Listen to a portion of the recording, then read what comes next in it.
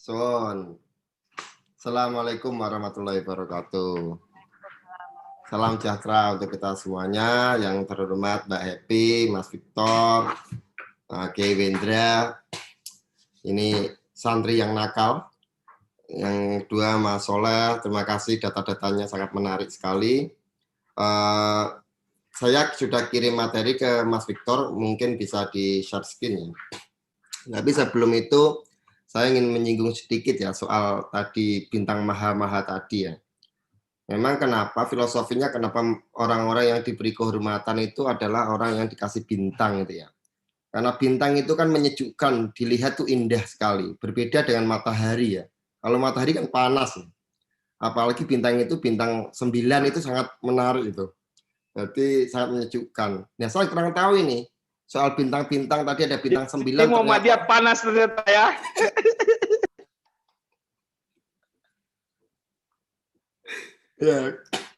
Ya, jadi saya nggak tahu ya kenapa di MK juga jumlahnya juga 9. Apakah ini terkait dengan bintang 9 ya? Saya kurang tahu. Tapi melihat kondisi MK yang saat ini seperti ini, saya yakin memang bintang memang 9, tapi bukan berasal dari bintang 9. Jadi tafsirnya pun tidak sesuai kaidah fikih lah, seperti itu. Itu yang pertama. Yang kedua, saya menarik tadi soal terkait dengan konstitusionalisme ya. Ini salah satu beberapa terobosan menarik, karena dosen itu mengajukan karena dia nggak bisa jawab ditanya oleh mahasiswanya. Karena kita sebagai dosen itu, yang namanya dosen itu boleh salah tapi tidak boleh bohong. Jadi itu azas dosen itu. Nah, kita ngajarkan sesuai dengan apa yang ada di doktrin, teori, bahkan peraturan perundang-undangan. Tetapi ketika kejadian proses pembuatan peraturan perundang-undangannya itu dirasa ganjil dari apa yang kita ajarkan, apakah kita ketika ditanya mahasiswa apakah kita berbohong? Nah, ini menjadi berat. Bagi saya ini kerugian ini adalah kerugiannya sangat besar sekali, melebihi nominal-nominal uang gaji dosen lah ya. Nah, lanjut Mbak. Ini nah ini saya akan berbicara sedikit ya soal ini, karena tadi sudah dijelaskan secara lancar oleh Mas Soleh, secara menggebu-gebu dengan panas oleh Mas Wendra, karena posisinya matahari sedang panas sekarang ini. Kalau bintang kan munculnya malam, indah, tenang. Makanya itu bintang harus terakhir disebutkan atau diberi jatah. Nah, di sini ada kemudian skema ya. Jadi skema soal supremasi yudikatif itu di dunia ini itu dikenal itu ada dua sebenarnya. Satu melalui Mahkamah Agung, yang kedua soal lembaga khusus. Nah, saya akan menjelaskan sedikit ya, karena soal GR ini tidak hanya di MK. Di Mahkamah Agung ini biasanya dilakukan oleh Anglo atau di Amerika Serikat ini. Nah, kenapa di Indonesia itu tidak terjadi di MA? Karena ada ketidakpercayaan terhadap Mahkamah Agung itu sendiri terkait dengan mengurus organisasinya yang gemuk dan lain sebagainya. Nah, di MA itu birokrasi semuanya itu dipegang penuh oleh MA, maka ini akan terjadi subordinat hasilnya. Subordinat terhadap orang-orang yang berada di bawahnya. Pengangkatan hakim dan lain sebagainya itu diurus. Bahkan birokrasi SPPD, laporan pertanggungjawaban keuangan, administrasi lainnya itu diurus seluruhnya oleh MA, itu kalau di Indonesia. Nah, ini yang menyebabkan ada ketidakpercayaan terhadap MA. Kenapa? Seharusnya yang namanya yudikatif itu mengurus yudisial, tapi di sini juga ngurus hal-hal yang administratif, yang itu bisa mempengaruhi. Maka kemudian ini beralih menjadi lembaga khusus di MK ini. Nah, di Indonesia itu modelnya adalah MK. Kalau di Prancis itu Dewan Konstitusi namanya. Nah, Dewan Konstitusi ini boleh menyetujui atau menolak UU. Tapi di undang-undang di Indonesia, di undang-undang peraturan pembuatan peraturan undang-undang ini, itu fungsi menyetujui atau menolak itu berasal di rapat tingkatan kedua. Kalau tingkatan pertama itu kan ketika prolegnas kemudian diajukan dibahas di rapat tingkatan pertama. Tingkatan pertama ini koordinasi antara komisi-komisi dan lain sebagainya. Ketika komisi-komisi ini sudah jelas, komisi-komisi maksudnya itu rapat komisi beneran ya, bukan komisi soal uang ya. Nah, terkait ada soal uang dan lain sebagainya itu urusan lain. Nah, di rapat komisi-komisi inilah yang kemudian membahas anggaran dan soal apa makna urgensi undang-undang ini diterbitkan. Diterbitkan karena apa? Untuk kepentingan negara. Misalkan kepentingan negara itu terkait dengan apa? Kepentingan negara maka terkait dengan tujuan negara. Tujuan negara itu apa? Welfare state, negara kesejahteraan rakyat. Maka yang dialokasikan untuk dibahas ini adalah kepentingan rakyat sepenuhnya di rapat tingkat pertama. Nah, kepentingan rakyat sepenuhnya inilah yang kemudian dijadikan kristalisasi undang-undang untuk melegitimasi itu. Nah, di rakyat ini orang kan bertanya, rakyat itu yang mana? Pengusaha kan rakyat, kemudian pemodal itu rakyat, kaum proletar itu rakyat, buruh itu rakyat, dan lain sebagainya. Nah, disinilah kemudian kita mengenal yang namanya minoritas dan mayoritas. Kita seleksi dulu, yang namanya mayoritas belum tentu berkuasa. Yang berkuasa malah kadang minoritas. Oke, dalam konteks agama. Konteks agama itu mayoritas, konteks harus melindungi minoritas. Tapi kalau konteks yang lain, ini kalau dalam aliran bintang 9 ada namanya tasamuh, toleransi. Toleransi bukan hanya soal itu, tapi soal keadilan ekonomi, keadilan rakyat, dan sebagainya. Nah, soal tasamuh begini, di Indonesia ini, yang namanya pemodal itu adalah minoritas. Tapi minoritas yang menguasai mayoritas. Apalagi pemodal itu dijelaskan tadi di Tempo dan dipresentasikan oleh Mas Soleh tadi, itu adalah pejabat-pejabat yang menjadi pengusaha yang menjadi pejabat. Ini secara etik kalau kita baca Aristoteles itu nggak boleh. Sorry, kalau kita baca Plato itu nggak boleh. Yang namanya pejabat tidak boleh tidak boleh merangkap sebagai pengusaha atau lain sebagainya. Nah, ini yang dulu mau dipraktekkan oleh Bapak Wendra. Jadi seorang pengusaha, Pak Wendra ini seorang pengusaha, kemudian nyalon tapi gagal. Nah, itu kena karmanya itu beliau itu. Tapi niatnya bagus. Waktu seumpama beliau jadi bupati, waktu itu saya diangkat jadi tenaga ahlinya. Tenaga ahli yang sifatnya untuk menguji perda-perda terus lah posisinya itu. Nah, jadi kalau kita konteks keilmuan ini paling lengkap adalah Pak Wendra karena berasal pertama dari aktivis kemudian pengusaha menjadi politisi gagal menjadi akademisi lagi. Nah, itu lengkap lah itu. Makanya menguap-nguap itu hal yang wajar karena dia mengalami semuanya. Dari yang nyuap, disuap maupun lain sebagainya mengalami semuanya lah. Nah, ini konteks-konteks seperti ini tidak boleh. Nah, di DPR ini atau di DPR yang mayoritas adalah pengusaha, ini kemungkinan corak pikirnya, mindsetnya itu adalah kepentingan rakyat, adalah kepentingan pemodal. Maka di rapat pertama, tingkat pertama ini, Undang-Undang Cipta Kerja ini dibahas secara singkat, tidak mendalam. Nah, konteks kepentingan negara dalam makna ini adalah konteks kepentingan kesejahteraan rakyat, wabil khusus CQ pemodal. Nah, kemudian karena ini sudah selesai, dianggap selesai, maka dilakukan di rapat tingkat kedua. Tingkat kedua inilah yang aslinya ini menolak, di rapat paripurna ini menolak atau tidak menolak. Kalau menolak berarti undang-undang ini tidak boleh diajukan lagi. Tapi dalam konteks ini adalah menerima. Nah, di Dewan Konstitusi Prancis ini wilayahnya aslinya di wilayah rapat tingkat kedua, menolak atau menerima itu. Kenapa harus Dewan Konstitusi dibuat? Karena Dewan Konstitusi ini semacam ada setingkat dengan lembaga yang membuat itu. Kenapa tidak di MA? Karena ini sejarah panjang ya, sejarah panjang bahwa masyarakat Prancis itu tidak percaya dengan Mahkamah Agung. Makanya namanya Dewan Konstitusi bukan mahkamah ya. Jadi ini untuk sejarah panjang Prancis lah.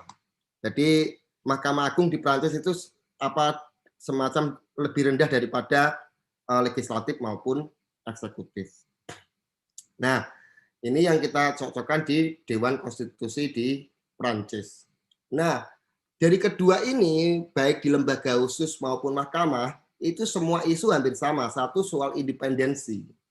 Karena independensi itu akan mempengaruhi produksi produk yang dikeluarkannya itu. Produk yang dikeluarkannya ini melindungi atau tidak ini terkait dengan soal independensi itu sendiri.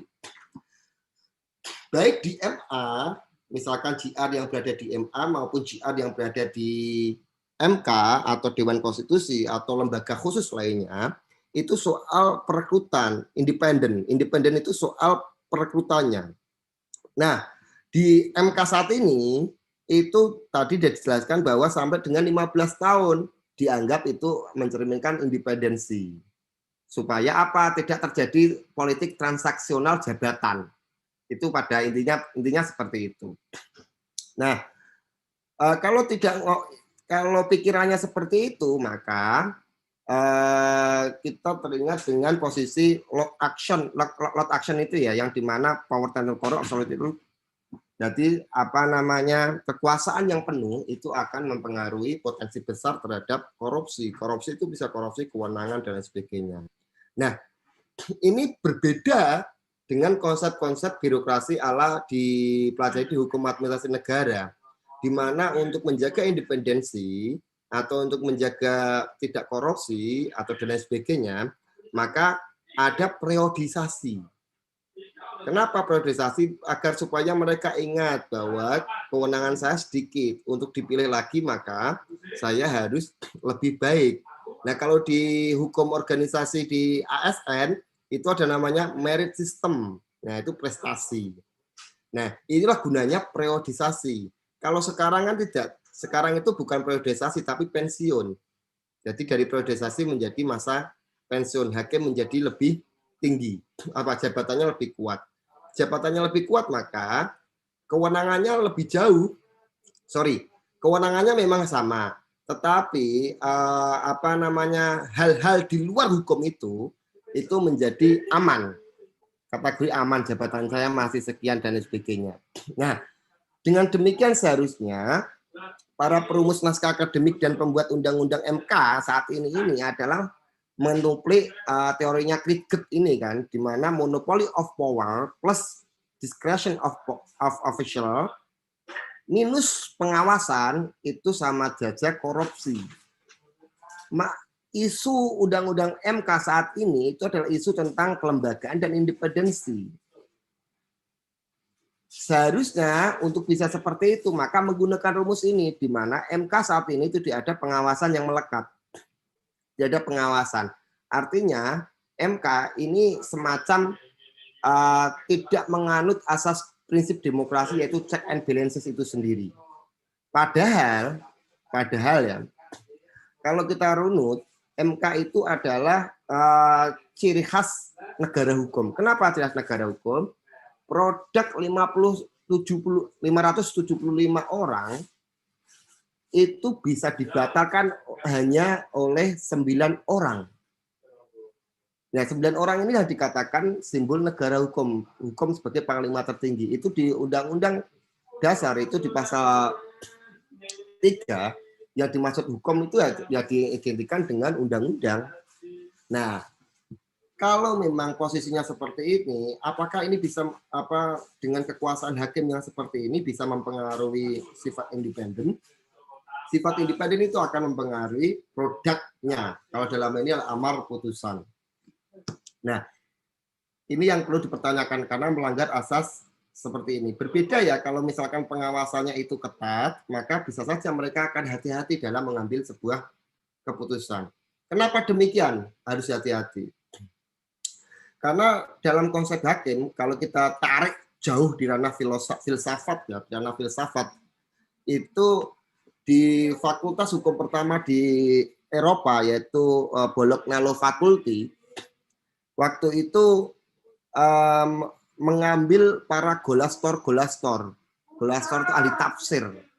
Ahli tafsir itu kemudian dijadikan profesor yang ada di fakultas hukum sendiri. Supaya apa? Supaya para mahasiswa itu mempunyai pemahaman yang baik tentang ahli tafsir. Maka kalau dalam konsep Islam itu, hakim itu ada al-qadi yang menegakkan keadilan. Maka di Islam itu adalah orang yang mempunyai ilmu banyak, kemudian tirakatnya kuat, sering puasa, dan sebagainya. Maka orang-orang itu meminta, kalau mau meminta petunjuk itu kepada dia, yaitu meminta fatwa. Jadi fatwa itu dimintakan kepada individu. Tapi kalau di konsep Indonesia ini, fatwa dimintakan kepada sebuah institusi. Padahal kalau dalam dunia tafsir filsafat, kalau sesuatu yang sudah diinstitusikan itu adalah politik. Kalau individu, aku dan Mbak Happy berdiskusi, itu individu itu adalah sifat keilmuan. Tapi berbeda ketika Mbak Happy kemudian meminta fatwa ke MK, meminta fatwa ke MA, itu kan institusi. Nah, maka produknya itu dipengaruhi dengan politik. Itu berada dibahas di Machiavelli dan lain sebagainya. Nah, kembali lagi, kenapa harus golastor? Kenapa harus ahli tafsir? Karena hakim itu tidak dilihat dari amar putusannya aslinya. Untuk bisa melihat hakim itu melindungi keadilan rakyatnya, itu bukan dilihat dari amar putusannya, tapi dilihat dari pertimbangan majelisnya. Pertimbangan majelis itulah dinamakan tafsir. Maka dalam pertimbangan majelis itu ada dua. Satu, ratio decidendi, yang kedua adalah arbitra dictum. Di mana kalau ratio decidendi itu, hakim itu fokus dalam mengawal membahas kasus-kasus tersebut. Tapi kalau arbitra dictum itu adalah dia mengambil kiasan-kiasan atau permasalahan-permasalahan di luar dari kasus tersebut. Ini yang disebut sebagai mengambil jurisprudensi itu sebagai sumber hukum itu sendiri. Nah, ketika ini bisa diterapkan, maka ini akan berimbas kepada amar putusan. Maka yang namanya pertimbangan itu ada legal reasoning dari amar putusan itu sendiri. Nah, kita bisa lihat nih, misalkan nanti pertimbangannya bagaimana, amar putusannya bagaimana, baru kita bisa menganalisis bahwa hakim ini melindungi rakyat atau tidak terkait dengan pertimbangannya. Nah, untuk bisa membaca itu, ini kalau kita dari sudut tafsir ya, dari sudut majelisnya, pertimbangan majelis kita melihat bahwa dia melindungi atau tidak. Nah, kalau kita lihat di Indonesia ini, sering kita kenal dengan namanya teorinya Philip Nonet-Selnik, yang ada 3 itu ya, klasifikasi hukum itu ada 3, responsif, otonom, dan represif. Ini bukan tingkatannya, ini ada golongan. Jadi bukan hierarki, bukan. Jadi di Indonesia saat ini itu bukan responsif golongannya, tapi otonom. Kenapa otonom? Karena sesuatu diprosedurulkan. Mencari keadilan itu diprosedurulkan, diformilkan. Nah, diformilkan misalkan di MK ini untuk mencapai ini melindungi hak-hak konstitusional warga, maka cari keadilannya di mana? Di MK. Caranya apa? Secara formil, ada permohonan, pemeriksaan dan lain sebagainya. Artinya apa? Artinya adalah hal-hal yang formil terlebih dahulu itu dikoreksi secara mantap biar kualitasnya betul. Karena ketika formilnya itu hebat, maka substansinya pun, materialnya pun akan menjadi hebat. Misal, kalau sidang pemeriksaan atau kalau sidang pendahuluan, itu ya pendahuluan, tidak perlu masuk pokok perkara. Itu formil. Tapi kalau masih dalam tahap pendahuluan, hakim itu tergesa-gesa kemudian membahas pokok perkara, maka ini mencampur adukan yang formil dan yang material. Itu tidak diperbolehkan dalam konteks ini. Nah, ketika misalnya kemudian cara pandang orang ketika memaksakan yang material ke formil, maka wajar dong ketika masyarakat beranggapan bahwa hakim ini majelis ini tidak mengikuti alur. Padahal di Indonesia ini mengikuti asas hukum otonom. Nah, ketika formilnya aja tidak dipatuhi, pasti formilnya pun tidak dipatuhi. Misal, dalam konteks pemilu itu kualitas alat bukti itu tingkatan pertama itu adalah surat atau dokumen. Yang kedua adalah keterangan para pihak. Kenapa harus begitu? Karena di peraturan MK itu surat itu nomor 1, dalam urutan skema peraturannya itu kan surat nomor 1, kemudian keterangan para pihak nomor 2. Artinya yang nomor 1 adalah kualitas terbaik. Nah, ini dalam konteks ini yang pertama di MK dalam proses uji formil Omnibus Law ini, yang pertama didahulukan adalah pendahuluan misalkan. Yang kedua baru kemudian sudah ada tingkatan-tingkatan lagi menjadi material. Nah, bisa dipastikan saya memprediksi ketika kita lihat rekaman yang kemarin itu MK mencampur adukan material sama formil, ini pasti berakibat pada amar putusannya. Bisa dipastikan bahwa bisa saja legal standingnya pemohon yang formil tadi tidak diterima dan sebagainya.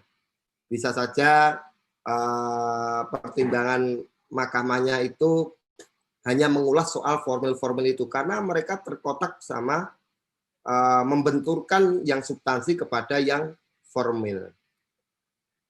Nah, ini yang kemudian tadi disinggung oleh Mas Wendra, tidak ada kepastian hukumnya. Karena padahal soal hukum itu yang terpenting adalah kepastian.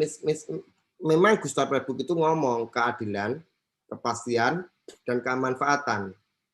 Tapi kalau kedua ini sulit, apakahnya apa? Dalam negara hukum itu yang terpenting adalah kepastian itu sendiri. Kenapa harus kepastian? Karena digantung itu sakit rasanya itu. Di PHP itu sakit. Nah, kalau semua orang niatnya mencari keadilan tapi digantung, maka tidak ada bedanya mahkamah, seorang negarawan, seorang ahli hukum, seorang ahli tafsir yang mempunyai akademik yang tertinggi, gelar akademik tertinggi untuk masuk ke MK terus akademik tertinggi, itu mem-PHP seseorang. Apa bedanya mereka dengan kaum milenial? Karena kalau dalam konsep di Jerman yang namanya hakim itu adalah merenung. Hakim itu ditempatkan di posisi yang terpencil.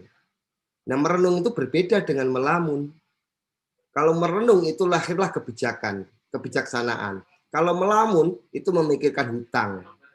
Terutama Mas Wendra yang pengusaha itu kemungkinan memikirkan banyak hutang. Karena sering melamun. Nah, hal seperti ini perlu kita cermati. Ya, mungkin kita husnudon aja ya. Mungkin MK tidak keputusan tadi beberapa perkara itu keputusannya lama, mungkin mereka sedang istikharoh lama nggak ada petunjuk, jadi mereka sangat hati-hati. Bisa saja mereka beralasan seperti itu, tapi kalau ada yang beralasan seperti itu saya akan menjawab, istikharoh kok lama sekali ya dan nggak menemukan petunjuk ya, berarti itu kan orang-orang yang hatinya kotor itu. Kalau hatinya bersih pasti langsung dapat istikharoh itu, dapat petunjuk ketika itu. Mungkin hanya itu, demikian. Wassalamualaikum warahmatullahi wabarakatuh.